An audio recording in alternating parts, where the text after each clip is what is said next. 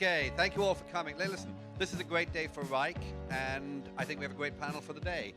I'm Rory. I'm a venture capital investor. I'm on the board of Wrike. I'm on the board of a number of other collaboration software companies, including Box and DocuSign and others. And as I say, I think we have a great panel here today, many of whom I've known for a long time, directly or indirectly. And what's really good is they've all been CEOs, and they understand what being a startup is like, and how you have to honor and kind of enjoy the big moments. And moving to a new headquarters is a big moment. So I talked to them beforehand, and we're really going to try and direct the questions as much as we can on stuff that we think you guys care about being in a company like this, being in a collaboration software company. What are the issues you're wrestling with, and how did they resonate with what these guys have done? And because they're all probably a little more humble than I'll be about them, I'm just going to introduce them quickly. Andrew, I don't need to introduce. He's the CEO of Wrike. He's been a pleasure to work with over the last couple of years, and I'm continuing to be very impressed with what he's done. Eric makes me sad to see him. I'm sad because I'm not invested in his company. I'm not just sad when I see Eric. I'm sad every time I use a Zoom meeting, because Eric is the founder and CEO of Zoom, which is becoming more and more every day. I think it's an incredible company. Eric formerly was the founder, CTO of WebEx, knew that product cold, obviously after the acquisition at Cisco, decided he could do it better next time. I'm sure everyone told him he was mad. Fast forward 10 years. This is a killer company. I just wish I owned stock in it. Did I mention that? And finally, Tony Zingale has been in the Valley for 20 plus years as a successful CEO. I knew of him in the mid-90s at Clarify, which probably exited before some people in this room was born, which is just one of those stats you have to power by, Tony, and just not even think about. Went on to run Mercury Interactive, very much a deep tech company that was sold to Hewlett-Packard for billions of dollars. Then went on to run Jive, one of the first companies in the collaboration space, including going public in 2011 and ultimately selling it. So a long-time experienced executive in the space. So real knowledge of cloud collaboration here. And I'll start with you, Tony. I mean, what did you find different about running a cloud collaboration company versus, you've sold deep infrastructure, you've sold apps. What was different? The buyer. The buyer is very different, and that's probably the biggest thing that changed from selling on-premise perpetual software in the 90s and the early 2000s. Even though when Jive started, the cloud, despite Salesforce's success, was really just emerging, and the media and the financial community and your community as well, the venture community, was all over the cloud, the cloud, the cloud. But I will tell you, 2 out of 4 meetings I went into at customers, they wanted it on premise. Financial services companies, healthcare companies, you name it, they were concerned about privacy and encryption and et cetera. And certainly that whole theme hasn't changed, obviously, of late with Facebook selling personal data, unbeknownst to all of us. But so that concern is real and it's out there. It's still there, I will tell you, although it's become more and more diminutive over time. So that was probably the biggest change that we saw. That despite all the hype in the Gartner hype cycle, on-premise software was still very much alive and well in 2009, 2010, 2011, and it's only been, I'd say, in the last 3 or 4 years that the cloud has really become the preferred choice. However, when you go to Citigroup or probably any company in Germany and a variety of companies around the world that are still super uptight about having whatever application they use on premise, you have to make that strategic decision as a company. Are you going to satisfy that or pass and stay pure to your corporate goals of just being pure SaaS, pure cloud all the time? And Eric, what are your thoughts on this? And what's different about the collaboration marketplace? I think, first of all, I completely agree with Tony just said. I think the bars, this is very different between now and 10 years ago. That's the reason why I left Cisco WebEx to build Zoom. Because used to be head of IT or CIO, they are making the decision for you. For now, actually, given that more than 1/3 of workforce coming from millennials, right? You got to make sure end user happy first, right? End user, they have a huge influence to CIO, to IT. So, by the way, I was not a founder of WebEx. I was a founding engineer as well as a VP engineer at WebEx. I wrote a lot of code over the past, between 1997 and 2010 or 2011. I guess we added so many features and so hard to use. WebEx, every day when I talk with a WebEx customer before I left Cisco, I did not see a single happy customer. I felt very, very embarrassed. The reason why we made it so hard to use, that's why user experience is really important. And after that, you will let the end user will love your product. And then they can influence CIO or IT decision maker. That's why I think I try to build something from the ground up to build a new solution. I think bar is really different now. Andrew, kind of building on that, I mean, I think I was actually going to ask it as the next question, but it's a perfect setup. This whole challenge of simultaneously being simple enough to be delightful while complex enough to be useful. I mean, how do you guys think about those trade-offs? I think that's a multi-billion-dollar question. I'll give you one example. Back in the days, if you remember how tablets came up, I don't know who in this room remember this thing called Ultra Mobile PC, UMPC, Windows UMPC, right? I had one of those, and it was obviously pretty bad experience. But it was kind of small, right? There was only one challenge. If you think about Ultra Mobile PC, it couldn't work for more than like 60 minutes.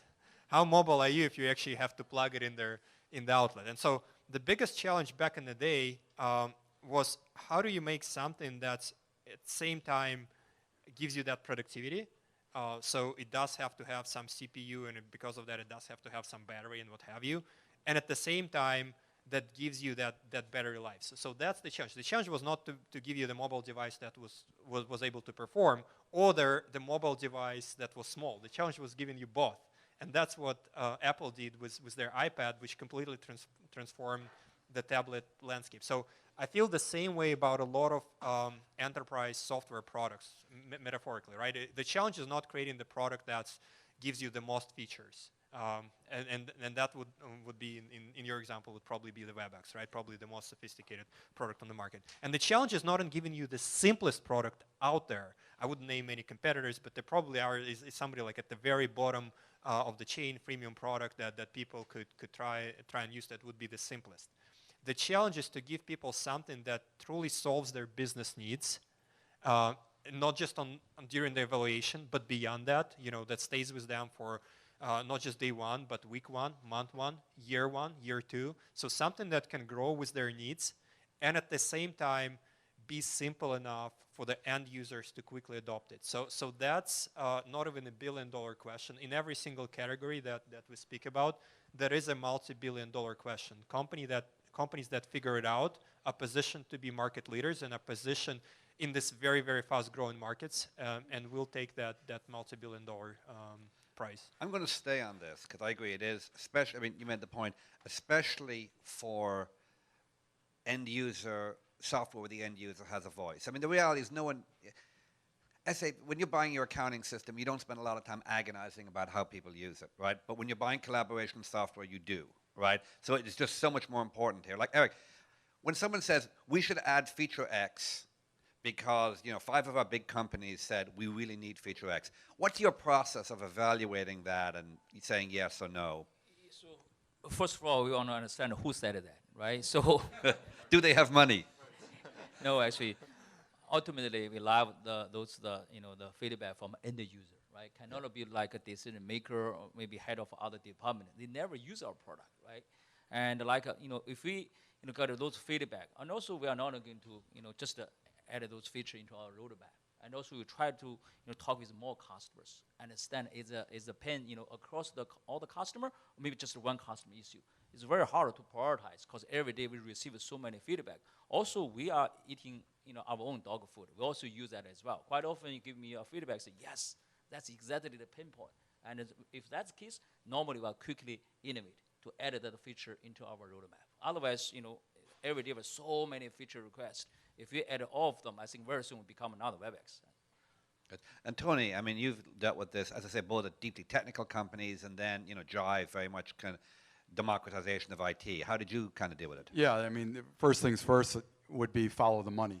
Where's the money? Yeah. And who's saying it, as Eric said, and are there 25 more examples of that? And in the big enterprises, it gets pretty segmented between the companies that spend money on enterprise class software. Financial services and tech companies and retail companies. There's 5 or 6 segments, and you have to decide where you're going to focus because the needs of the financial services guys are quite different than the needs of the lower touch, retail consumery companies where ease of use is paramount, versus the financial services companies where security and integrating to what's there and et cetera become very, very present. So you have to decide. You've got a tough decision to make. Back to the early days of collaboration, and allow me to be cavalier for one moment, which, the space of social collaboration, Jive largely invented. We were the pioneer in that space. When the company was funded back in 2007, basically Zuck's still in his dorm room at Harvard, and the boys at LinkedIn are running around doing electronic resumes, and all that stuff is free. All that stuff is free. In fact, who pays for anything on Facebook or LinkedIn today, unless you're in sales, and you're probably paying for LinkedIn Premium, but it's all free. Yep. So, if you looked at Jive back then, it was a stream and a like button, and who are we going to follow? But who was going to pay us for that? Because we were all about bringing social networking into the enterprise and getting paid for it.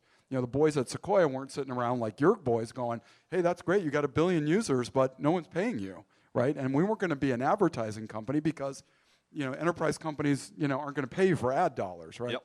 So we had to decide very quickly, full circle back to your question, what were the hardcore enterprise features we were going to build into a stream and a like button, right? And it had to do with collaborating in the enterprise and trying to displace email and connecting to video conferencing systems and you name it. Where were all the content types that people were working on together to get work done? As we sit here today in 2011, it's amazing how this market has come full circle where every single app, Wrike, Zooms, the boys over at Slack, you're welcome, that we pioneered the space because you figured it out, et cetera. Don't hold your breath for the thank you note. Right, but all the apps of today have built-in collaboration. That's the point. Whether you're on a video conference doing project management, you name it, you got to have a collaborative set of features because that's the way we live in our personal lives. This is what we used to say in 2009, and it's true, and that's the way we now work. We demand it, right? Good. How do you guys think about how do you respond as a company leader on churn? Where do you draw the line? What do you say, I can't live with that? What do you say, there's a natural inherent churn in this business? And, and as it relates especially to if I added these features, they wouldn't churn, and how do I make those trade-offs? And I'll look at you, Andrew, initially, because we're basically doing a board meeting, We actually need 2 independents. Just join the board. So, for me, one of the most important North Stars is the customer, right? And so, including in this case, I'm trying to understand is that your ideal customer or not? If that is your ideal customer, then churn is not acceptable, and you should absolutely build a product that delights, and you should fight both at large and at small. So if it's a larger customer, you should work directly with them to help them figure out the right way to use the platform, scale the platform. So. And we're very proud that a lot of our customers upgraded, and they would start at 15 seats and get to 1,500 seats and more, right? So that's where you show your true value. So churn is a negative word. I think their retention, upgrade, success is the better word, right? But then. Again, there are literally 10,000 different asks, and you can't do all of them at once, and that's where you prioritize. And for me, the North Star is your ideal customer. So if somebody fits that profile, you want to make sure that they succeed and they're happy. At the same time, you can't be all systems to everybody. And so if the customer needs file storage solution, there's Box for that. Yeah. Great product. If they need video conferencing, they've got Zoom, great product. If they need a chat system, there's Microsoft Teams or Slack or some other tool. So trying to understand where your strengths are, how you can help the customer, and who's your ideal customer is, I think, very important, and that's the North Star. Great answer. And, I think actually I've got to compliment you, this drive to the ideal customer profile, which is another way of saying the same thing you said, segmentation. It's the only way to make the economics work, right? And I think we're doing great at that. Zoom is interesting because it's broadly horizontal. What type of customer doesn't work? Where do you go? You don't need Zoom, you need something different. Do you have a non-ideal Zoom customer? Because it can be used by individual users or SMB customer all the way up to a lot of enterprise customer. I think as long as they would like to use Zoom, I think we do not never say to any customer, hey, you should not use Zoom. That's not the case for us because we build the horizontal solution for everybody, for all the knowledge workers. And I think the churn is very important, especially when it comes to software as a service business. I still remember early stage of Zoom. Every time, we never have end user who canceled our service, so just the individual buyers who went online to buy our service. I personally replied back to the email, scheduled a meeting. I spent a lot of time trying to understand why that. So later on, I realized 90% of those cancellations just because they want to use that for 6 months. In not next 2 months, they want to take on vacation. They do not want to use that anymore. And the third month, they probably come back. Then I stopped. And then spend all the time to focus on a lot of enterprise customers. Really, want to understand what's the root cause, why they do not, want to buy more, why they want to cancel. If you know the root cause, and then can drive your product strategy, can drive your execution. It's really important because, especially for software service, if you can manage the churn very well, down the road, no matter what, your business is going to grow. That's really important, metrics for us. Let's talk about a different question on here. Is that each of you has founded or been involved early on as a CEO of a company and taken on a 5 or maybe 7, 10-year journey. When you look back, what was the thing that most surprised you in that journey, where you went into the role or when you went into the founding of the company, and you fast forward 5 or 6 years and you go, would never have thought that would happen. So Tony, biggest surprise along one of the 3 journeys you've taken. Yeah, the market changes on you. The thing that's outside your control. You in fact, have direct control over your product roadmap, as we've talked about, the way you sell, the way you market. You have direct control and the way you guys are handling the opening of your office here today, your culture. What do you value? The people that you have. You have control over most of that. What you don't control is what is Salesforce going to do. What you don't control is what is Cisco going to do. And I've experienced it a couple different times where you pioneer a space like social collaboration, as we said, and then the big guy comes out with a mediocre product that's good enough and gives it away for nothing, right? And so then you're compromised as you go into your large account. So kind of could see that coming, but then you have to figure out how you're going to deal with it.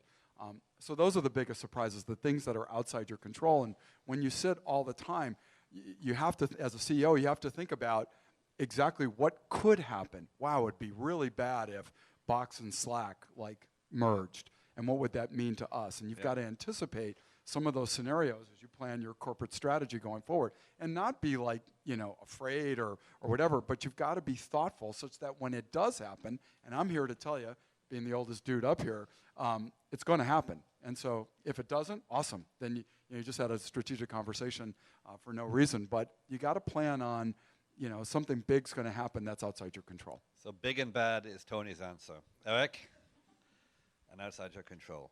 The biggest surprise for me, I think that first of all, I should have left Cisco much earlier. So yes, you should have. Yes. Yeah, I made a huge mistake. And the second one, I think we should have moved to downtown area also earlier. So that's good. Seriously, somehow employees, they are very happy, after the move here. So we were in the Greater America Parkway before. The Carrollton here is very close. Anyway, I think the really important thing is really try to understand what's your dream.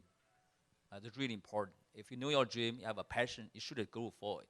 Don't wait. The biggest mistake I made, I really wanted to start a company. 2005, 2006, I stayed there for too long. Every day I suffer from that. Silicon Valley, that's a startup valley. One of the reasons I left Cisco, it's really hard for me to tell my kids, I have 3 kids, I work for a big company, meaning I'm not qualified to work for a startup, right? This is startup valley. Right, that's why I'm proud of all of you. Right, you work at a great startup company. I think that's really important. Otherwise, in 5 years, you also regret. That's why I work for the startup company. Startup company will drive the innovation, will drive the economy forward. I think that's why I did not know that. I thought Cisco is a great company, it's a big company, but I do not feel happy. I think that's the biggest surprise. How happy I am today. Great answer, Andrew. A couple of things. One is I was always a believer in their power of what a group of smart people could do. But the more I went down this journey, the more of a believer I became. On one hand, I've had big ambition and big vision 10 years ago, but I've never imagined sitting here and serving so many customers and doing so many great things. So it's like that power of individual, that power of team, and that power of your own drive. I think you can see an impact, even in your own level of energy and what you put into it, the outcome is very, very, very visible. And similar, having the leaders in the company that have that drive, that have that passion, that bring that passion day to day to work, makes tremendous impact on outcome. And then you're later sitting like, why are the numbers so much better, right? And well, part of it is just because of the culture, because of the leadership, because of everybody's on the team committing. So I think it's subtle term, it's philosophical, but I think for me, the further I go, the more I believe that with the right team, and you can really drive a very good outcome. Another thing, and now switching to something more funny, if you will. When I started the business, my background is computer science, right? So engineer, and I also have Never. yeah, and I also have a kind of strong background in AI. So for me, when I started, I was almost like naive that, hey, I'll build the great software and that's it, right? That's done. Now suddenly, of course, like millions of businesses would use it. Why not? Yes. Why, you know, so like it's going to be the best software, and why would you use software that's not the best, right? So, and then as we build the company, I realized that there's much more to it, and even in the world of AI and in the world of incredibly good, powerful, and easy to use software, human touch still matters so much on every single level, and that was a big revelation. And we've got growing, for example, growing sales team, growing services organization that helps our customers build solutions. And as you try to tackle bigger business problems, that human touch helps. It helps to map on what the solution is going to look like, how we're going to get from point A to point B, what are we going to take on after. There's a big aspect in change management. I'm sure Tony knows a lot of it from Jive implementation. So that power of human touch and importance of it for the customer, and through that importance of it through the business, was another thing that continued to grow on me through the years. One last thing, and I'm glad you said it, because it's a common myth in Silicon Valley that the best product always wins. I'm here to tell you it doesn't. Yeah. And I've lived through a few of those personally, but I think my colleagues up here would agree with that. And it's everything Andrew just said. Having the best product earns you the right to be able to build a company and go to market. And it's incredibly difficult to build a great product that has product market fit. I stepped over about 25 dead bodies on the way in here this morning of companies that don't even make it to that point. But then you get the chance that is the difference between winning and losing. Whatever winning is, go public, build a great company, as Eric said, something you're very proud of, but go to market. Everything that involves touching the customer directly. Sales, marketing, service, engineers. By the way, everybody's in sales in a company.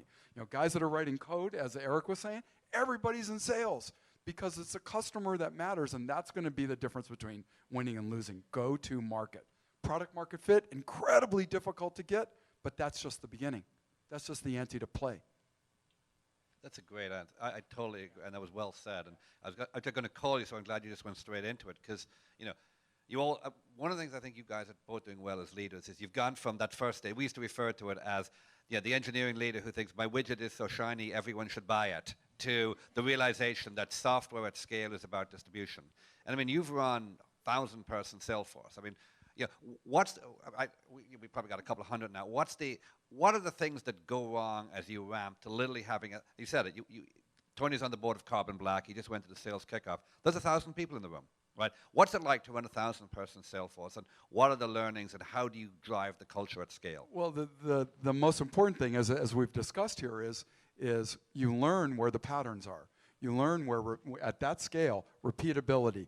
Focus on who are the target customers, what's the target market. You're really concerned, the dirty little secret of SaaS and cloud software is you got to resell it every year.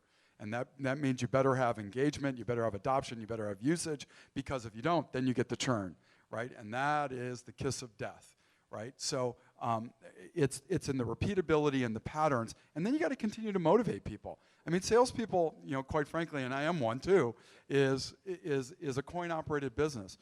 People need to be able to make money selling software at scale into the marketplace, because as a company grows older, You know, it's all about the annual compensation for those people. How hard is it? How well does the marketing machine work behind the selling organization? How tough is it to renew? How angry are the customers because the product is lacking capability, et cetera? You know, in this valley, you just go on to the next one if it's too hard at, you know, instance A or B. So at scale, things really change from the first 10 million, 20 million, 100 million, where, you know, everybody's out being a mercenary. You want to build a great company, and you're willing to take, you know, a few stomach punches along the way as a salesperson. But when you cross over 100 million or 200 million, salespeople don't want to take stomach punches anymore. They just don't. Turn the machine. I'd love to get some quick questions because these folks have answers. Has anyone got any questions? Cool.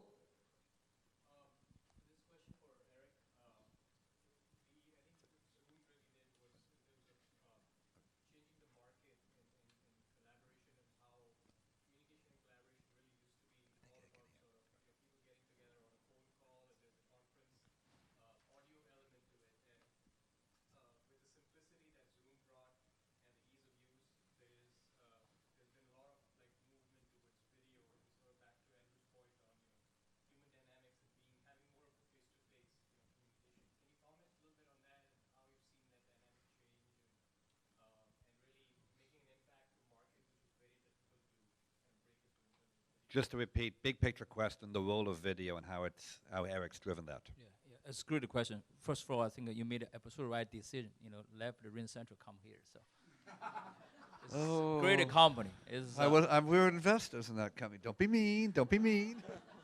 Because you know, your company goes like this. Ring Central is also a great company, like it's my partner. They grow like this because they're already big, right? So I think we know each other well before. Anyway, I think we truly believe video is a new voice. Yeah. That's really important, right? The second thing, the reason why we think video is the future is, you look at the workforce. Today, millennials, our company employees, especially for young graduates, they never need a phone. They never call each other. Anytime, they turn on the video. That's just a video, right? This is a new voice. But how to get it there? Because many years ago, everybody talked about video conferencing, but nobody is trying to use that. You know, so hard to use. And also a lot of people are shy because video quality is bad. You know, look at how handsome you are, but after you turn on the video, see, my God, it's so ugly, right? And everybody try to, first 4 or 5 minutes, look at my video. Do I look good? Hey, you know, it's really hard to use. But we did add some feature like tune up your appearance, right? Number one thing is make it work. It's really, really hard. And to build a video conferencing, it sounds very easy, but how to build a global, you know, infrastructure, make the video quality, audio quality, make the foundation very solid, extremely hard. That's why we spend so much time focusing on that, make it just work. And it sounds very easy, but we have so many engineers work on that, like echo cancellation, noise reduction. I think that's a hardcore technology. That's why, you know, if you keep improving the product experience and make sure, you know, your product works in any device, anywhere, I think you have a chance to win. Because we believe that vision, right? The video is a new voice. The pure phone call in the future will be gone. So that's why I think we're working hard to make it happen. Yeah. Could I add something? A good metaphor for me is their voice interface, right? Where 3 years ago, a lot of cars already had it, but if you ever tried using it, you know, after fourth unsuccessful attempt, you're like, okay, I better click the button. Versus with, you know, Siri and Alexa and things like that, and Android, we're getting to the point where voice interfaces will actually work, and of course that will drive a lot of behavior change as well. So I think what I've experienced as a customer is that yes, voice and video kind of been there forever, but also like day to day when it breaks, certain number of times you're like, okay, I'm done here. Yep. Any other? Cool. You guys are talking a little bit about the future of work. So as you think 5 years down the line, what are the other, as we come into work every day, how do you think that's going to look different? I can take it. So something that I mentioned is I have a lot of background in AI, and that makes me both super optimistic and also very, very pragmatic and cynical, right? So AI is definitely one of the biggest trends right now. There's a lot of hype around it, and some of that hype is unjustified, but there's also a lot of work that's happening at the back end that sometimes isn't hyped at all. It just happens at the back burner. That helps everybody to automate a lot of routine stuff, and then helps us as humans focus more on things like creativity, strategy, empathy, the things that their machines are not going to do for us in their foreseeable future. And when they do, we're doomed. All right. So up until that point, we all have great jobs, and those jobs are going to be even better because again, we can focus on less routine work. I think that's going to drive a lot of change and switch in the workforce as well. So up until it goes horribly wrong, it's all going to be great. It's like Exactly. it's like someone pointed out. It's like the folly of the turkey relying on deductive reasoning the day before Thanksgiving. Just because you had 50 good days doesn't mean the 51st. Eric, Yeah, I think Maybe we could all escape to Mars before that happens. thank you, Elon. I think for me, as a CEO, I think for all of us, number one important thing to build a great company is about employees, right? Employees, the only asset we have, right, to compete against any other company. How to make sure employee happy? That's really important. Otherwise, if employee not happy, the code, I'm pretty sure is very buggy, right? And if you put the sales in front of a customer, they are not going to deliver happiness to the customer. How to make sure employee happy? That's really important. That's why I think we need to sort of care about the employee, give them flexibility. No matter where they are, give them greater tools, greater device. They can work at home. They can work in other offices. I think flexibility is really important. You cannot say employees you come to office every day. That not make any sense. That's why sometimes I talk with our sales rep. I feel like they're in the office, but we have virtual background feature. They put our office as a virtual background. They all work at home. And it works very well. They talk with the customer. Customer also do not know they are working at home. They are working in the office. Put their back in it's so cool a background, right? And that's why I think that down the road, I would say, employees have a flexibility anywhere, right? On the way, at home, same tools, same experience. Got to make sure employee happy. That's the way I look at this. Yeah. I think while I agree with Eric, I actually happen to believe that collaboration anywhere, anytime is super important. But I also believe in a little bit of the old school, the old way of doing it. I mean, look, when you have a hard problem, a business problem, an engineering problem, if you want to ask a customer for $5 million, you're probably going to have to go see them in person, right? And I don't think, despite the technology and the AI and the beautiful video conferencing from Zoom, et cetera, I think at the end of the day, there will still be a healthy dose of come to a space, get in a room, go visit a customer, et cetera, and it won't be replaced, but it'll morph and it'll evolve into just those heartbeat kinds of interactions that not require face-to-face, because you can do them any way you want, but they're just more effective and more impactful in person, together with the technology. And I think that's what will change over time. Cool. I think, by the way, Tony right on, because every day I'm using Zoom so many times. Also, I need to visit a customer because I need to shake hands. Zoom does not have that feature. I have no choice. Virtual reality handshake. Yeah. We are thinking very hard how to shake hands with I think via what we're Zoom. saying is, I think bringing it all together, we're going to have to segment our time like we segment our customers. This is time that you can do on Zoom, and this is time you got to get on the plane. Well, listen, I think we got to wrap now because I know you got a bit of a hard stop, but I just want to thank everyone. I think this is a good, really nice event. As I say, going back to one of the things I love about Silicon Valley and kind of being lucky enough to work with people like these is, people understand how hard it is to do a startup because they've all done it, right? And then when you have a day like this, especially for the team here, right, people are willing to take time out of their day, like Tony and Eric, schlep on over here and say, join a panel like this. And it really is a testimony to them saying, hey, startups are hard. You guys are doing great. Keep doing it. And thank you for all your effort. And I'd like to echo that and say thank you all, Rikers, and thank you all for the panel. Can I add a...